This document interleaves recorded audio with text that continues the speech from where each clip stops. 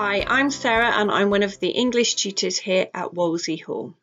So this video is to talk about colons and semicolons and how you can use them in your writing. It's really important to use a range of punctuation to get those higher grades at Key Stage 3. So this will be one way of achieving that goal. So the first way to use them is in lists. If you have a short list or short clauses and phrases, I would actually use a colon such as this to-do list. If you have longer clauses or phrases, it's more appropriate to use a semicolon. So here's an example of how to use them. When I'm older, I want to go to the moon, play cricket against Martians who are excellent at sports, and stay at a 17-star hotel. So to separate each of those long clauses and phrases, a semicolon has been used. The second way that you might use colons and semicolons is to join sentences together, and sometimes these different ways can be mixed up. So hopefully this will explain how to use them. So for the first one, for colons to join a sentence, often the second part of the sentence will explain the first part. So here is an example. Polar bears face a big problem. They are running out of soda. So the second part of that sentence explains the first part. A semicolon is used really differently.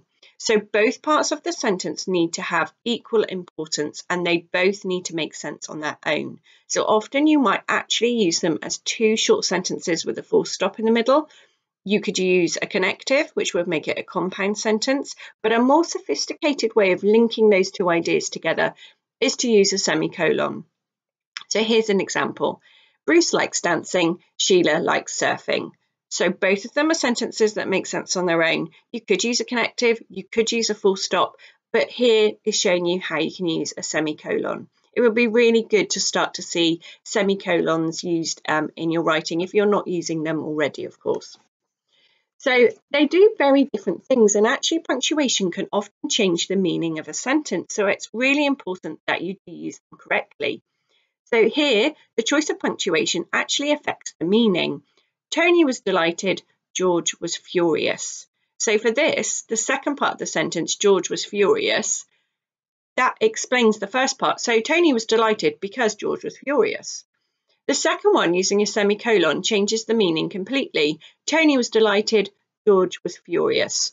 So it doesn't actually explain each other, it's just explaining their two different emotions. So using the wrong punctuation can actually change your meaning.